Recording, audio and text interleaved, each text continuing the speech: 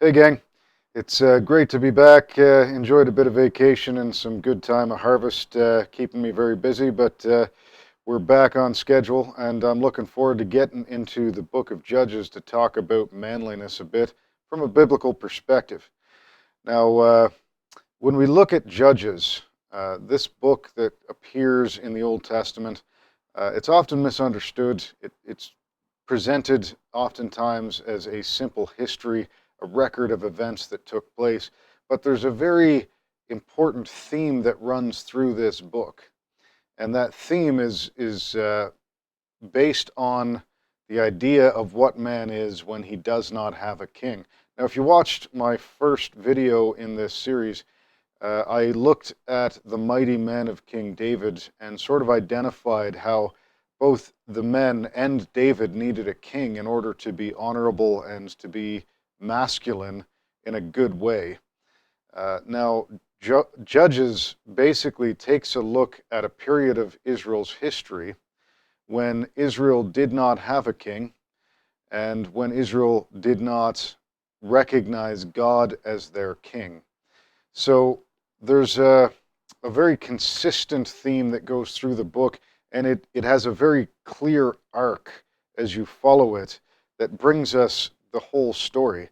So before I get into looking at individual characters in great detail, in order to try and tease apart the truths that are being presented to us about what it means to be a man and a godly man, a man that is traditionally, classically masculine, that is obedient to the image of God in himself.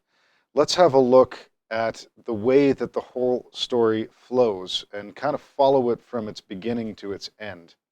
So what you're going to see when you open the book of Judges is there is this presentation of the situation that they find themselves in at the very beginning. And that situation is that they have not driven out all of the people in the land that they're taking as God had told them to do. And so they're left in a bit of a pickle, if you will, where there are many of the original inhabitants there. They're following their own gods. And these are a thorn in the side of Israel. And God says that it's going to lead them astray. Uh, the opening narrative gives us this account where you have Caleb, one of the original spies that went into Israel, one of the faithful ones, who actually said, no, we can do this, and had the audacity to suggest they could take it 40 years earlier than they actually went in and did, that he levels a challenge, and he says, whoever takes this certain city, I will give my daughter in marriage. And so there's this dude, Othniel, who steps up and he's like, all right, I'm going to do that. I'm going to take this city for you, Caleb. I'm going to drive these guys out and put down the enemies of Israel. And so he takes his men and he leads them up against this fortified city on the hill. He takes it and he receives Caleb's daughter's hand in marriage as a reward for that. Now, what you're going to see is this degenerative theme of the characters of the heroes that are presented to Israel. So Othniel is the archetype of manliness. He he goes in, he takes the city, he's bold, he's brave, he's a warrior, he's confident, he trusts in God, he's all that. And he himself is like the pinnacle of what a man ought to be, in terms of, as best humans can be that. So Othniel becomes the judge of Israel. He leads Israel and he basically guards them from the enemies of Israel.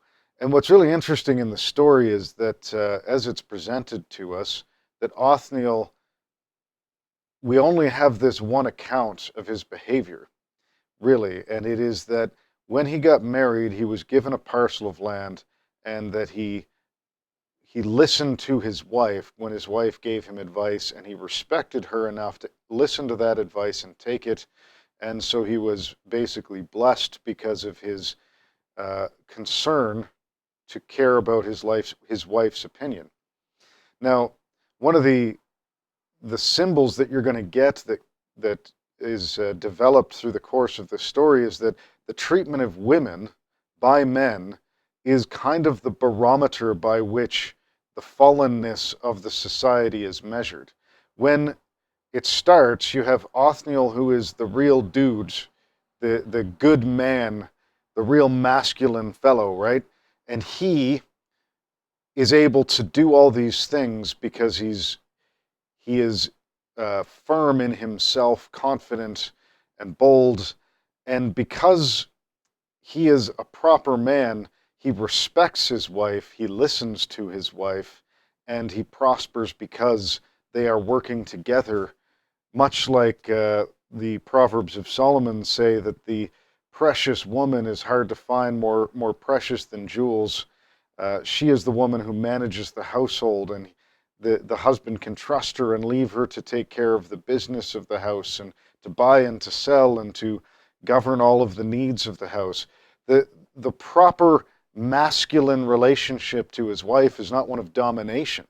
It's one of cooperation, of each recognizing their own strengths and operating together towards a common goal. That's what Othniel presents to us.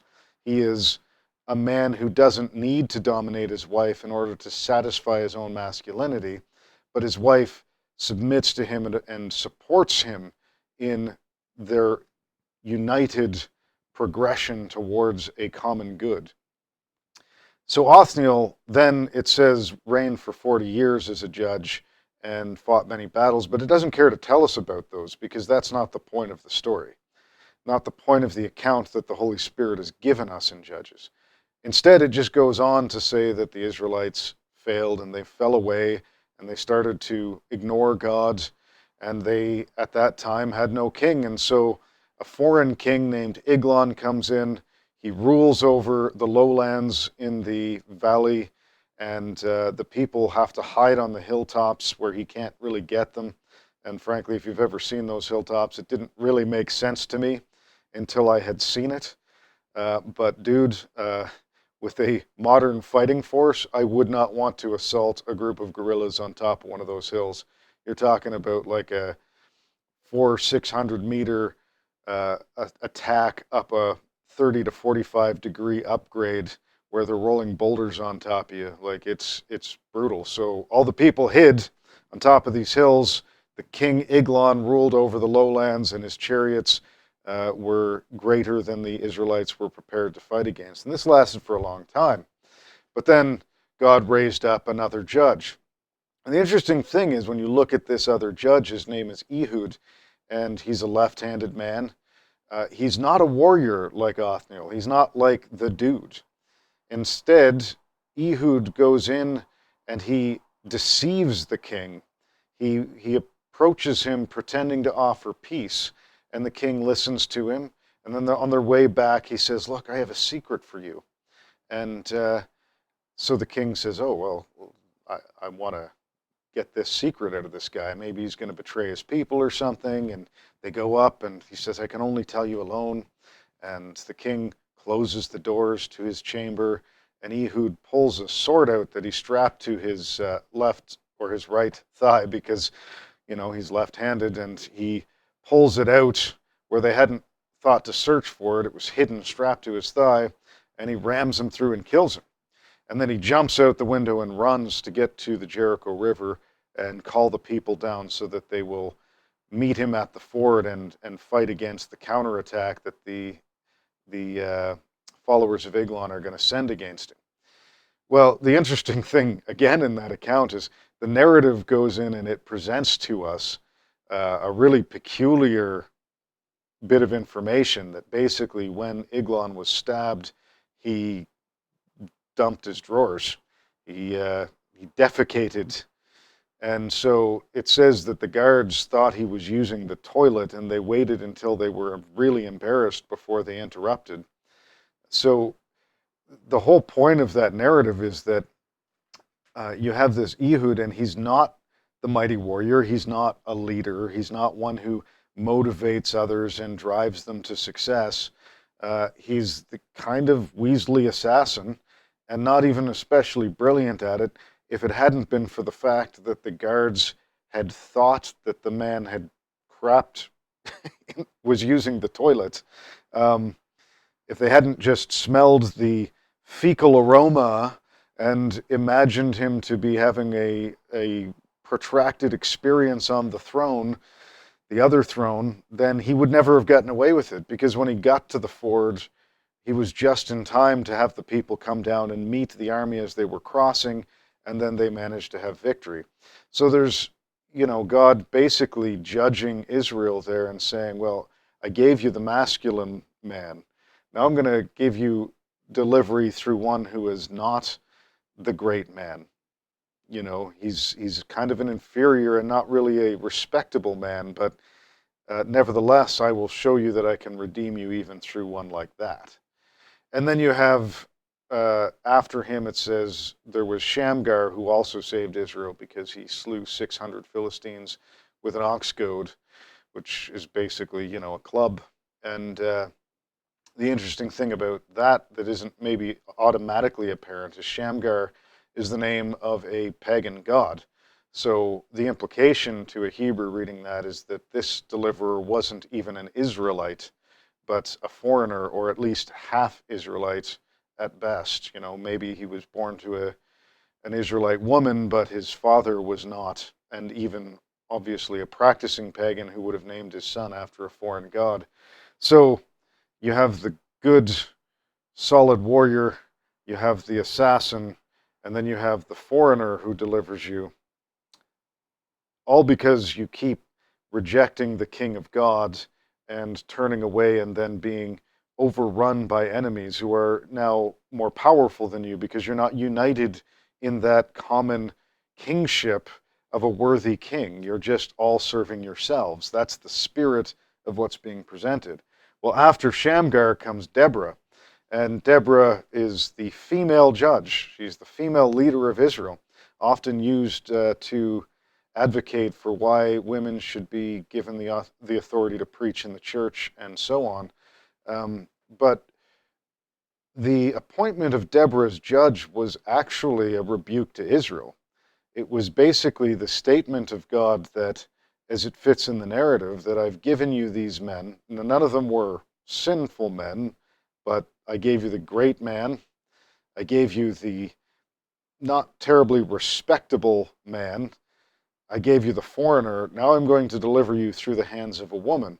And Deborah recognizes that her womanliness sets her apart from the other judges. So she doesn't go out and pass judgment. She sits under the tree, and people who come to her, she gives them her judgments. And then there is a situation where there is a foreign army which is seeking to destroy Israel, and they're oppressed. And so there is a leader, a war leader named Barak. He comes to Deborah and he says, bless me and come with me so that I can have victory. Well, Deborah says, well, that's wrong. You need to go do this. God will bless you. He'll deliver this enemy into your hands, but you need to go and do it and be manly enough to do it on your own. Well, Barak is not willing to do that, because he's a modern man, and he needs to share the glory, so he needs to have Deborah's support. So he brings her along to the war, and she says, very well, if you do this, then you are going to be rebuked by God, because he will deliver the victory into the hands of a woman. And you might think she was talking about herself, but she wasn't. The battle goes the way of Barak, with Deborah there, present as kind of the figurehead, the Joan of Arc that is motivating the armies. The king flees, and a woman who is living in a tent out in the wilderness, he comes upon her tent, and she invites the king in and says that she'll hide him. She feeds him milk curds. He goes to sleep, and then she drives a tent peg through his skull from one temple through the other and drives his head till it's fixed to the ground. And then that prophecy was fulfilled. The man who wouldn't go out and do his manly duty of defending his people without a woman there to back him up and to be the figurehead has the victory, or the final victory over the enemy of Israel, given into the hands of just a housewife. seriously motivated and brawny housewife, I guess, who could drive a tent peg through someone's skull. So that's the rebuke against the lack of masculinity that is declining in this nation of Israel. And you see the arc. It's, you know, they're not producing their own warriors anymore. They have to start using assassins, and then they have to start using foreign warriors, and then they rely on the woman to stand and be their figurehead as they go into war. And then you have that's the first arc, and these are the righteous judges. And then you have a second arc, which are the unrighteous judges. And that's not to say that they weren't worse than me or you. I'm just saying they were not, they're presented in all of their weaknesses in the account that is given to us. So after Deborah, you have Gideon, and Gideon is presented to us as a coward. You know, he is recognizing that they're oppressed. They've ignored God again. They're being oppressed by a foreign nation again because they have grown weak. They have served themselves. They have not served the king. They are not commonly united in the service of God and in God's purpose. So, like, if you think about that, it's just like any democracy, that democracies, when they're united against a common enemy, are very powerful. When they aren't, they tend to be so self-serving and individualistic that they destroy their own economies and themselves and become weak until they're presented with an opponent again to unite them. So this is that common repeated saying that, you know, there was no king in Israel in those days and everyone did what was right in their own eyes. So Gideon is there, and there is a foreign nation again that has occupied his land and is oppressing the people of Israel, and it goes on for a time, and the people repent, and God calls Gideon. Now, Gideon is told to go and basically do something about this. So what does he do? He goes and he smashes the altar to Baal at nighttime in secret, and then the people accuse him of it, and he basically cowers behind his father, and his father says, well, if Baal has an issue with it, let Baal stand up and take vengeance upon himself, right? And then the people follow, and then Gideon gathers an army, and then God says, now it's time for you to go and to fight against the enemies of Israel. And he's like, I don't know. Are you sure, God? How about this? I'm going to put a fleece on the ground, and if it's dry in the morning and the ground is wet, then I'll know that it's actually what you want me to do. So that happens.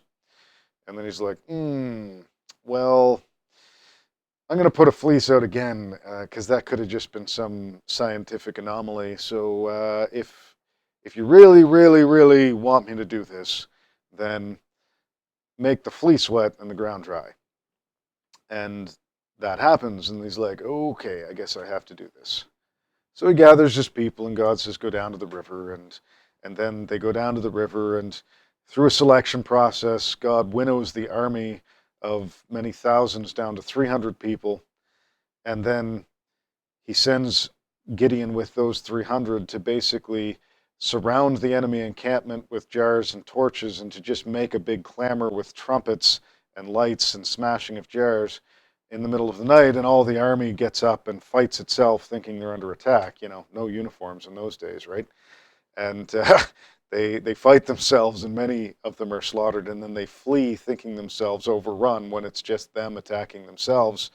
And then the armies follow and manage to, the whole army, presumably, if Gideon chases after them and fights them until they're driven out. But you see that the picture here is that Gideon is a coward. He's not actually bold. Like, he doesn't even have the boldness to go and be an assassin like Ehud. He needed to be almost forced by God to do this. And then, because of his weakness, and I say that with humility, I'm not claiming to be better again than Gideon, but he gathers up a reward of all of the silver earrings that are collected, and gold, and he basically makes an ephod, which is an image of rulership, and then he carries that with him and becomes basically like a king, ends up with many wives, and lives kind of a decadent lifestyle.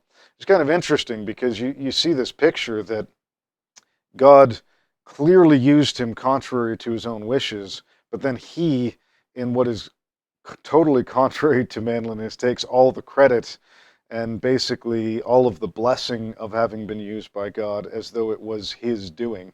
And there's consequences. The consequence to his vanity was that one of his sons, Abimelech, took grievance against his other sons and sought to rule like his father did and killed everyone else in his family after he died.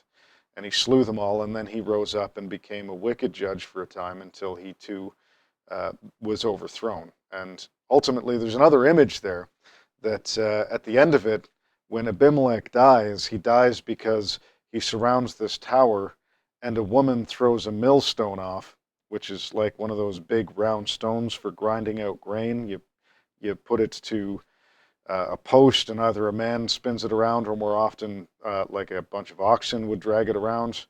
Well, she rolls one of these off the top of the tower, smacks him in the head, and he doesn't immediately die, and he has his sword bearer slay him by taking his sword and killing him, so that no one would know that he was killed by a woman. Well, there again, you have this rebuke of the manliness, the perverted manliness of Abimelech, the tyrannical oppression instead of the leadership and submission to the higher king, is rebuked by his being slain not in battle but by an implement of agriculture, and not by a warrior but by a woman in defense of her life and those of her family. And then there's a couple of judges are named Jorah and Tola and Jair. Tola and Jair, which are not, they don't have a relevance to the arc of the story, and so they're simply mentioned that they did judge with no details at all. And then you have the next character in the arc is Jephthah, and Jephthah is a brigand. He's a man who he was a half Israelite. He was raised outside of Israel. He's followed by all these worthless men, and he basically raises up a mercenary company. And he doesn't appear to even be a follower of God, even in lip service. But Israel gets in trouble again. They reject God. They have no king. They get ruled over in their weakness for a long time. They repent, and then Jephthah is called. Now, the people, now this is interesting because, again, you have this situation where it is not one of those who ought to have been leading. They're not the clan leaders themselves, the rulers, the rightful rulers of Israel. They haven't got the parts to stand up and lead. So instead, they call this mercenary who is loosely associated with Israel by birth, and they say, well, he's a warrior, so we're going to get him to come and fight for us. And they call him, and he says, well, I will fight for you, provided that you bless me and give me an inheritance in the land, etc., etc. And so they all agree, everything's settled. He leads them into battle, and he makes this ridiculous oath that he's going to offer as a sacrifice to God the first thing that comes out of his house when he comes home, if God gives him the victory. So they win, he goes home, his daughter comes out to meet him, and long story short, he ends up offering his daughter as a sacrifice to God. And there's a whole lot in that, and we'll look at it in more detail when we look at him individually. But the point here, for the purposes of the narrative arc that we're being presented by the Spirit, is that in the judgment against Israel, because of their continuing service of themselves over their king, he has removed even the masculinity of their leaders to the point where none of them will even lead. Even with Deborah, Barak was willing to lead, at least if he was accompanied by a woman. But now they're just totally, they're contracting out their delivery. Not a single man amongst the tribes of Israel was willing to lead them in battle. You have that picture of David and Goliath again. There's Goliath is standing in the field, big strong warrior, and he's like, send someone out. Not Saul the king. None of the followers of Israel are willing to go out. Some shepherd boy shows up and he trusts God enough and says, I'll go fight him.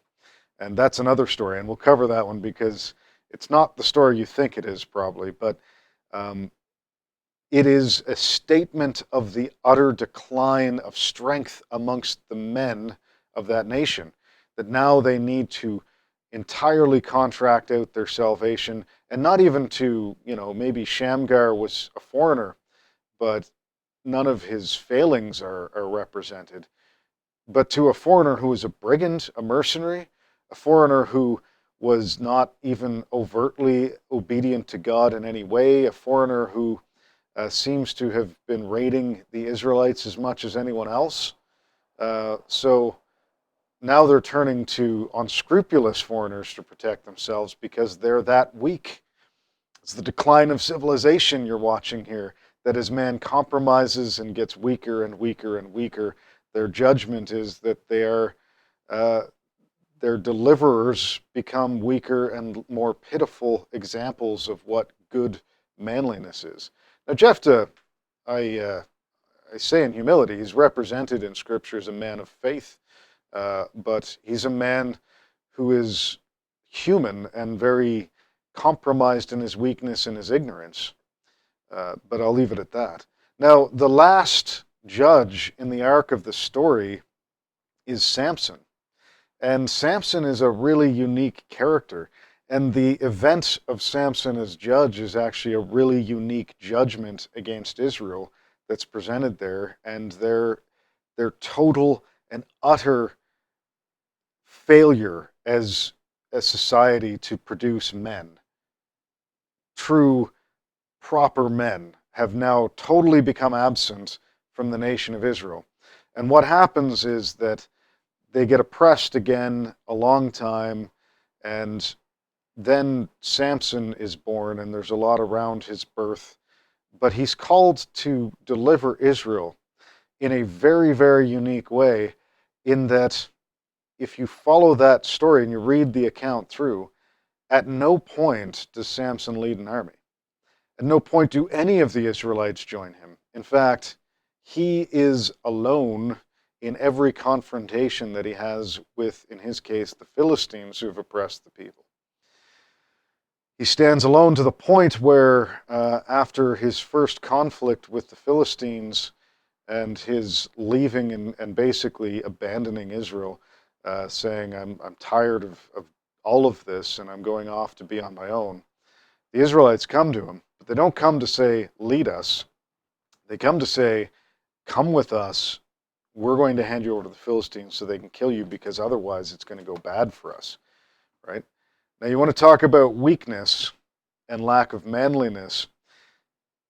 We have descended from liberty or death into, if you don't come with us, something might be uncomfortable for me, so I'm going to hand you over to death rather than to trust you or support you to deliver us from tyranny. And so they bind him. It's really interesting. You might have to think about it, but 3,000 men come from Israel, and he lets them bind them, and these 3,000 men take him to the Philistines, and then he rips the cords off, grabs a donkey's jawbone, and kills 1,000 men with his bare hands. So work that one out. 3,000 people came to deliver him to 1,000, in spite of the fact that he's already proven that he has the strength to single-handedly fight hundreds at a time, or at least, he slays 30 and then slays what seems to be a whole village in combat when they come out after him on another occasion. But rather than trusting in him or following him or seeking their own liberty, they want to remain in slavery because it's less uncomfortable for them. This is the utter decline of the masculinity, and God won't let them stay comfortable. So he sends this one man as a final rebuke to Israel to say, if you will not follow me, I'll show you I can actually make you be separate and against those around you just using one person. And so that happens. And then there's this really abrupt shift in the narrative after the death of Samson. And we'll get into his own decline and his own failure as a man and his redemption as a man as well that comes out of that. But after his death, you have this abrupt shift in the narrative where it goes into these seemingly completely disconnected stories. And the stories are related to essentially two events, both of them somewhat protracted. The first one is about a guy named Micah who steals money from his mother, right? And this is where you start seeing just repeated over and over and over again that uh, there was no king in Israel in those days, and everyone did what is right in his own eyes. So, again, you're seeing an indictment against the masculinity of Israel in this. The indictment is like, look, this is what was going on. A man stole from his mother. Then he gave the money back to his mother, and his mother gave him a huge portion of it so that he could have an idol made out of it. So, he's a mama's boy. He's not only stealing from his mother, but he's getting rewarded for stealing from his mother, and he's a mama's boy. He's weak. And then he has this idol, so in his own mind, he's a great man now because what? Because he stole money from his mother, and his mother loved him so much that she gave him a tenth of it to make an idol. And so he's like, well, now I'm a big dude. I'm a big man. I got myself a nice silver idol because mommy gave it to me. I'm a real man, right? And then he appoints one of his sons and with no authority, anoints him to be a priest and to conduct worship with this idol and some household gods that he bought and an ephod. And then a proper Levite comes along, which is, the class of Israel that was supposed to be the priests, or the tribe of Israel that was supposed to be the priests. And he's like, hey, come work for me and be a real priest for me, with this idol, and then God will bless me, which is pretty counterintuitive, but, there you go. And so the Levite's like, yeah, okay, that sounds good. So here's a second example of a man who has no integrity.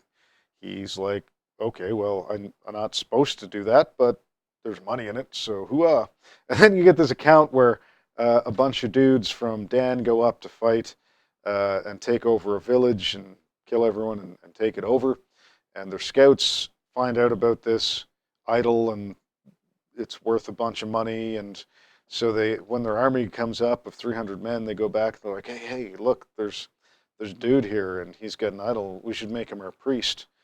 And so they go and they just take by force all the idols and stuff. And the Levites like, what are you doing? And they're like, well, you should come with us, because then you'll be a bigger dude, because you're going to be the priest of a tribe instead of just one dude. And so he's like, it says, and his heart was glad, because all he cared about was, my own gain. He had no integrity. So you've got two men whose masculinity is shown to have no integrity whatsoever. They don't stand by their oaths. They're just totally deprived of honesty or integrity or any concern about consistency with any system of belief. And those are presented to us. There was no king in Israel in those days, and everyone did what is right in his own eyes. And then there's a second story arc which follows, and it's pretty brutal. Like, there's a guy, and he has a concubine, presumably that he did not treat well, because he was not a real man. So he abused his concubine, and she fled, and she ran back to her father's house, and he went to go collect her, and his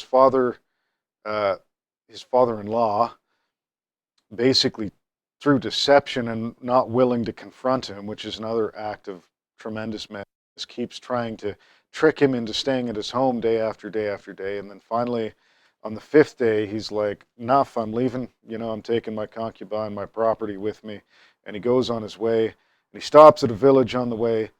And so what happens? He can't find a place to stay. Some old man's like, come stay in my house. Okay, cool. Place called Gilead. He goes to spend the night there. And then in an act very similar to um, Sodom and Gomorrah, you have all of the men of Gilead, or a group of unworthy men from Gilead, come, and they surround this house, and they say, give us that man who came with you so that we can have sex with him. We're going to rape him. And that's the state of masculinity now in the state of Israel, is that men are looking to get their jollies off by raping a random stranger who wanders through their town because they have the masculinity to dominate him as a group and show how manly they are by sexually violating this man. And the man of the house, the old man, says, oh, well, no, take my daughters, take his wife, use them instead, take his concubine, use them instead. They're like, no, we want that guy. So what does the guy do? Well, he's a real man. So he throws his concubine out the door and locks it, and then he goes to sleep. And his concubine is taken by the men, and she is raped all night long until it says that she crawled back to the house at daybreak, and when he opened the door, her hand was on the lintel, and he said, get up and let's go. And she didn't respond because she was dead. So he put her on his donkey, and then he cut her to pieces and sent her to the 12 tribes of Israel, her body in 12 pieces to the tribes of Israel. And the tribes of Israel were appalled that such a thing could be done. So they showed their masculinity by going and slaughtering everyone in the tribe of Benjamin, except 500 guys who were away on a raiding party somewhere.